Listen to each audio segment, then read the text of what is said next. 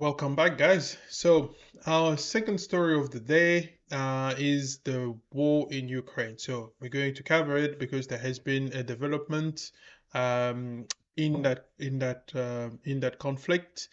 So, a few days ago, a number of countries, about 40 of them, all met in Saudi Arabia. Saudi Arabia was hosting the proceedings, and countries like Brazil, Brazil without Russia didn't participate, but Brazil, India, and China were all present among the countries who participated in this meeting. It was the first informal, well, informal. It is still formal, but it's kind of the first time that so many countries got around the table to discuss that. But obviously, Russia did not participate in this meeting because, from their point of view, everybody kind of know what is the stand.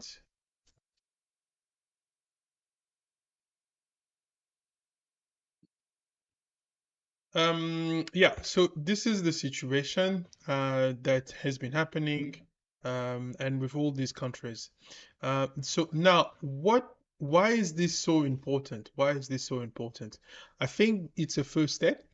I think Ukraine is trying to get as many countries as possible because let's remember, as I've said it from the beginning, there's no way for them to even win because they're totally and completely dependent on the West. There's a lot of things. So Ukraine is completely dependent on the West to try and win the war. Remember, this is a mini world war if you think about the number of countries that are all fighting against Russia, uh, in terms of giving military aid, military intelligence, and artillery to Russia to Ukraine. So it is really incredible.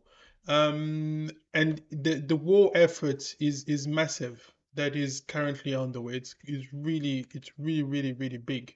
So Ukraine is trying to get as many countries in as possible involved. We can then put pressure on Russia to turn the tides. So that's one thing that is happening. They're also hoping that the big players in the global south, including countries like Brazil, Mexico, or China, will also do their best in order to influence Russia and to try and bring Russia to the table, right? Uh, but but it is a really complex situation that is unfolding. Personally, I'm happy in the sense that at least these peace talks are happening, but I don't see anything really that's going to materialize and that will bring an end to the suffering, really, because they are the ones who are being sacrificed by the West. Let's be very frank, let's be very clear about that. Being sacrificed by the West uh, in um, in in Ukraine. So Ukraine is utterly and totally dependent on the West for assistance. And just to give you the scale, so the American government at the moment the American army can produce about 24,000 shells per month, whereas um, the Ukrainian need about 90,000 per month in order to defend themselves, right? So you have to remember that you spend more when you attack versus when you defend. And so essentially they find themselves in a very difficult position, Ukraine that is. Um, because the Western allies, they don't have the resources, they can't deplete their own stockpile as much as they want to aid Ukraine. They can't deplete their own stockpile and have their own problems. Because also remember there is China that may come. I still believe that we're gonna have a war with China. The West will push for a war with China within the next 5 years. That's my own prediction, and let's see if I'm right or wrong on that. But let's read here. So, some 40 countries will attend the meeting in Jeddah to discuss, a set of common principles to end the war in Ukraine. So Saudi Arabia has kicked off a weekend summit in Jeddah in which senior officials from some 40 countries, but not Russia, will aim to draft key principles on how to end Russia's invasion of Ukraine. Ukrainian President Volodymyr Zelensky on Friday welcomed a wide range of countries represented in the talks that began on Saturday, including developing countries hit hard by the surge in food price triggered by the war. This is very important because on issues such as food security, the fate of millions of people in Africa and Asia and other parts of the world directly depend on how fast the world moves to implement the peace formula. Russia Russia last month halted its participation in a United Nations brokered deal that enabled a shipment of Ukrainian produce through the Black Sea to part of the world struggling with hunger. Zelensky said he hoped the initiative will lead to a peace summit of world leaders this autumn to endorse the principle, which he believes should be based on Kyiv 10 points formula for a settlement. Now, Ukraine's formula includes respect for territorial integrity, so that's in 1991, and the withdrawal of Russian troops from territories from Moscow claims to have annexed. Okay, so Ukraine. So this is the reality. Al Jazeera reporting from Kyiv said the summit was important for Ukraine as it presented an opportunity to reach out to nations that have remained neutral, including India and Brazil. Especially significant was the attendance of China, a staunch Russian ally, which Ukraine really hopes is that China will endorse Zelensky peace plan. China, which says it is neutral party in the conflict but has been criticized by the West for refusing to condemn the invasion of Ukraine, announced on Friday it will participate in the Jeddah talks by sending special envoy for Eurasian affairs Li Yu. We have many disagreements and we have heard different positions, but it is important that our principles are shared. Okay, so obviously Russia and China are very close, and I think definitely Saudi Arabia is using this peace talk to kind of reestablish themselves in the world stage, and kind of how can I say that, and kind of put the mark or the fingerprint in this peace process. Because remember, like from 2018, since 2018 they were very isolated since the killing of Jamal Khashoggi, and so they try to rehabilitate their image on the world stage. Okay, so I think that is the main takeaway from that. But the reality is that this conflict is never going to be solved without Russia. And Russia, shall we say, is very clear about what they need. But before I go any further, I think I would like you to listen to what the mainstream media, at least from Europe, are saying, and I will then react to it in real time. Said that talks on war held in the Saudi city of Jeddah were productive. It's from nearly 40 countries, including China, the United States, and India, met to discuss ways to find a peaceful settlement to the war. Kyiv aimed to build support for the restoration of its territory and the withdrawal of all Russian troops. Russia did not attend. So for more on these talks, we're joined now by DW's Amian Isif joining us from Kyiv. Amian, a positive signal there from Ukraine, but did any concrete results come out of these talks? Well, the short answer is no, no concrete results. Both Saudi Arabia and Ukraine issued positive statements saying this was a successful Congress. But as far as concrete results, there was nothing specific in those press statements saying what they had achieved there. The more abstract progress that was made here is, of course, that China sent a representative. China was present at these talks. Now, this is the second Congress that Ukraine has organized with countries all over the world, including many, many neutral countries, countries that haven't really picked a side between Russia and Ukraine, including China, but also Brazil, which is another important player here. And China did not attend the first one. They have changed their mind on this somewhat, and Ukraine is seeing evidence here that they're melting China's heart on the issue of the Ukraine war. So for Ukraine, that was a big coup here. I think I just have to say it very quickly. I think these analysts, they saying things that they want to see, because clearly, China will always pick Russia against the West. They will always do that because they are not interested in. China has no interest in seeing the West flourishing. Because they see them as also a potential threat. But China also just want to get to peace through, and using the economic might instead of the, shall we say, the military might. And that is really what is at play here. They want to seduce the world and present themselves as peacemakers. And so far, at least they've managed to to broker a peace deal between Saudi Arabia and Iran. And so there's a lot of things that are happening behind the scenes. But I mean, it doesn't really matter. For me, at the end of the day, I do believe that they will have to reach a peace agreement. And I think I will show you in a little bit later on the reaction of at least one former American high military official who also talks about this war. But for now, let's just continue.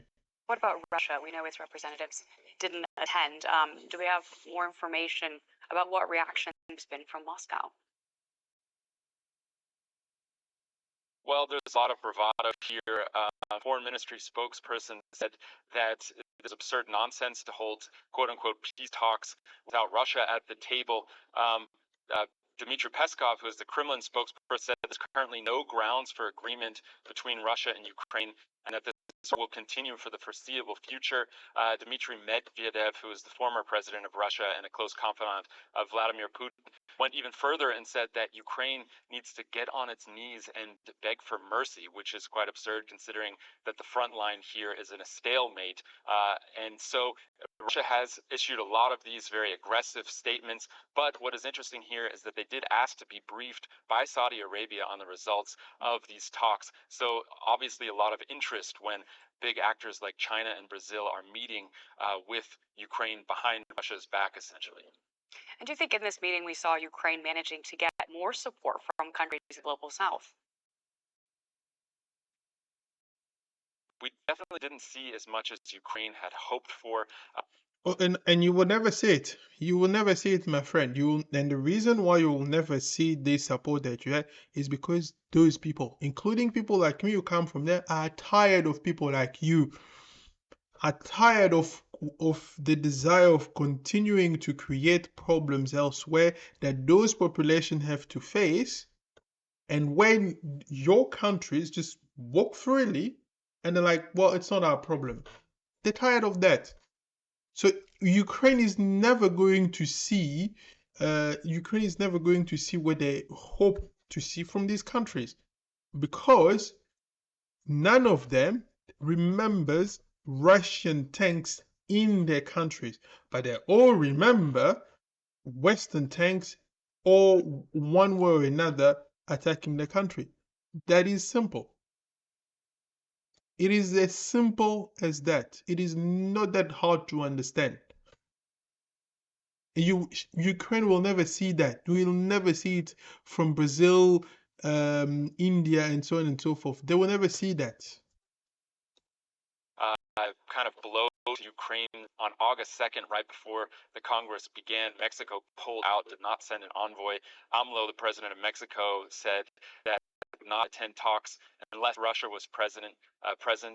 Brazil did send a representative, not big actor in the global south, major economy there.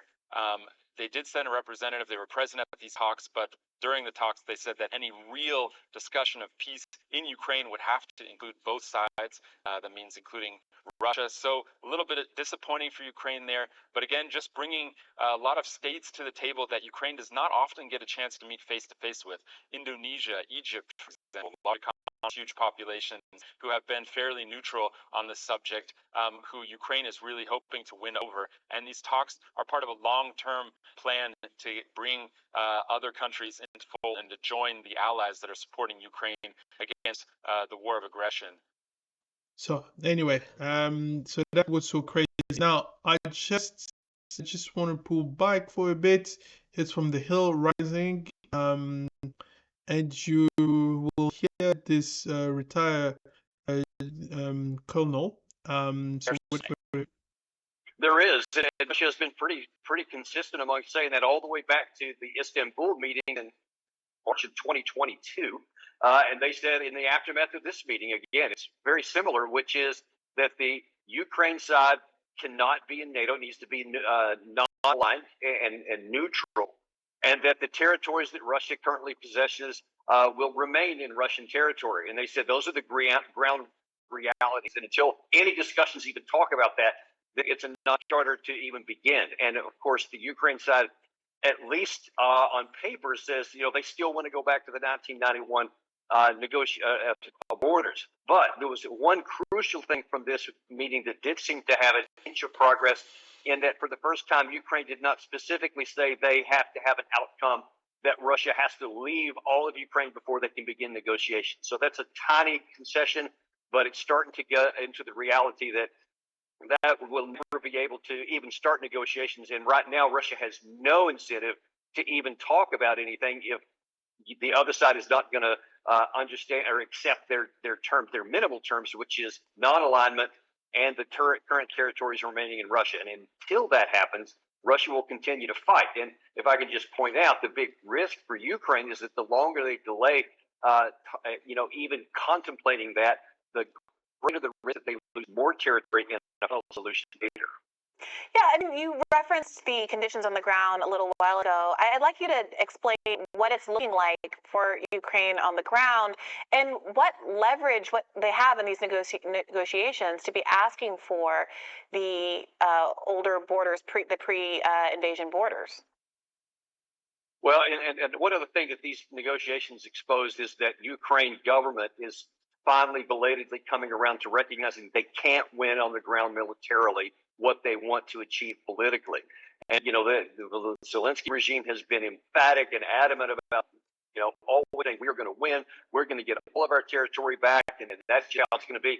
And, of course, now they're realizing that it's not. So that's why they're willing to discuss it. They can't win on the battlefield, so now they're trying to win in diplomacy. But the reality is they have almost no leverage. I wouldn't say little, but they might not have any leverage right now because all of the military fundamentals are favoring Russia, and every month that goes by, the balance swings even further in Russia's favor and against the Ukraine side. What this offensive has shown is that they took their last gasp, their best chance for any kind of territorial reacquisition that they spent literally half a year building, both in training, new soldiers, and in the equipment from the West, has completely run into a buzzsaw, and they have not attained anything of even tactical value, much less operational. And so now that they see that they won't have another offensive capacity for the foreseeable future, whereas Russia's side keeps building, and if Ukraine doesn't make a deal pretty soon, they may find themselves losing even more territory as the military balance continues to tilt towards Moscow. Yeah, could you game that for us a little bit? Could we... So I mentioned it a little bit earlier, right? So the Ukrainian side, according to what I was reading online, they need roughly, or they're using roughly 90,000 shell per month, right? That is an incredible rate.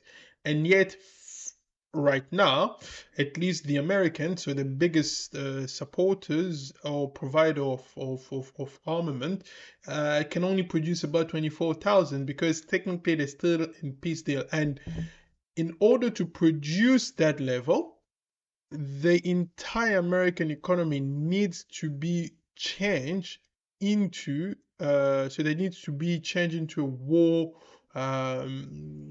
situation, which would take months and months that the Ukrainians don't have. Plus, for people like me here in Europe, we understand, we see the situation that is happening, and I promise you, if we have a winter, and I think he's going to allude to that, but if we have a winter, a very, very complicated winter where there's a high demands of energy, there is no way these people, because you think what is currently happening in terms of the political landscape changing with center right to far right group coming to power in Europe, whether we're talking in Spain, in Italy, in the Netherlands, in Sweden, and so on and so forth.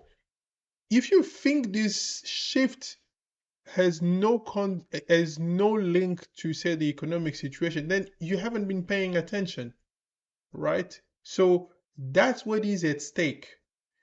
The Europeans are starting to understand that they cannot rely on the United States, because the United States, I've said it before, the United States is more entrenched in causing more problems throughout the world. And the Europeans are starting to realize that they cannot depend on the United States because they want war all the time. They just want war all the time. So they're fed up with that. So that's number one. And then, so you have this situation which has nobody can win, really. Nobody can win this situation. But anyway, so this is where we are. And basically, what is at stake here is that, as you heard it for yourselves, that Ukraine doesn't have much time on their hand. And even if the West, the mainstream media tell you they're lying, Ukraine is desperate. Ukraine is very desperate, and they can end up losing more territory than. Whereas the peace agreement that was there in 2015 and in 2009 would have maintained Ukraine's border as they were. Giving the only concession would have been that they just give those regions the power to sort of to be fairly independent, in the sense that they will still be part of Ukraine, but they will have some level of representation which they don't currently have. And because of this war, those people, those regions have chosen to join Russia. And Russia was like, yeah, I will accept it. This is the situation that we have, guys. And let's keep watching it for a bit more. A place where the Russian military takes Kiev, where the actual government is threatened, where Zelensky is in a position to have to leave the country or be captured. Do you think that's something Russia, if that opportunity presents itself, that's something Russia is going to be interested in? I think that probably the most likely near-term, at least objectives of the Kremlin, is to capture all of Donbass and all of the territories, those 4 provinces that they illegally annexed last year, Kharkiv, Zaporizhia, and of course Crimea they still have, but they will capture all of those.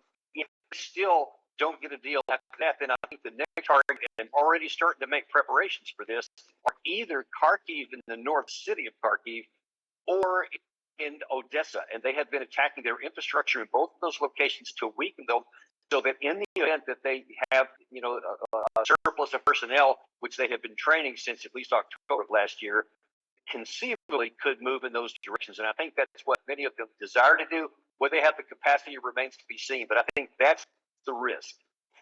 How much is the sentiment in the global community affecting these negotiations? We've been covering how BRICS, how the Global South has been, shall we say, less than enthusiastic about this particular the idea that their resources should be affected at all by it. And in the United States, obviously, it's an election season where there is a significant portion that is right-leaning that wants to bring an end to this particular war. I'd say right-leaning partly because there's just nobody on the Democratic side who is giving voice to those kind of anti-war sentiments. Do you think any of that is affecting the timing now of what seems like an advancement in these negotiations? I think all of it is, and even more so, you can add in among the global south, you can add in Africa. They are very adamant about wanting this war to end, and they aren't particularly concerned about how it ends. They just want it to end so that a lot of the food that they desperately rely on for their survival can get back to pre-war levels, because it's been very much cut as a result of all this for many reasons. Both from Ukraine and from Russia. So they want this to be over. Europe, mainly, at least on the public level, wants this to be over. China wants this to be over. Everybody wants this to be over because nobody benefits from this in the majority of the world, and they want it to be over, especially in Europe. I think you're going to see the later this gets in the year. We dodged a bullet last year in that the winter was pretty mild, and so there wasn't a lot of the problems with energy and heating that we thought there might be. But a lot of those same problems still exist. And if it's a normal winter this year, there could be even more economic disruption and more trouble paying bills with higher heating costs, which could damage the economy further. And then you're going to see a much bigger push, I think, to make a negotiated settlement. And what, if anything, should we understand from Saudi Arabia specifically hosting these negotiations? I think Saudi Arabia and even China, to some extent, are continuing to try to flex their international muscles. And, Saudi Arabia has been trying to have rapprochement with Iran. They've been trying to negotiate things, especially with Israel as well. And they've been working with Russia, on the energy sector. So they have many motivations and many desires to bring this to an end and to raise their own process, their own heft. So yeah, there you have, guys. I think it's pretty clear. So my thoughts on the matter is that yeah, I think this war is going to continue for a while, at least until, I don't know, until the foreseeable future, the winter or whatever. But if it keeps going on, I am sure that Russia will win eventually, and it doesn't really matter because and I think the West has not learned, and especially America, they have not learned of the mistakes sorry, in especially in Afghanistan, with the withdrawal, how much money was spent training them, and we've seen recently that the high command in Ukraine was like, well, we're going to just revert back to our tactics before all the training that was approved and brought by the Western countries. So they are in a very bad situation. They've lost Bakhmut, where was a very essential, very key strategic city that was taken by Russia. There is no way Ukraine will retake Bakhmut with whatever people that are there. So, and even in America now, according to everything that I read, more so the independent and those on the right, they all favor the end of this war. So in Europe, you have the same thing.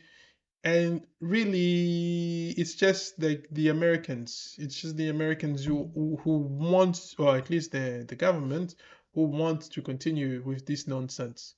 But let me know what you guys think. Don't forget to comment, like, and subscribe to my channel. And until next time, peace.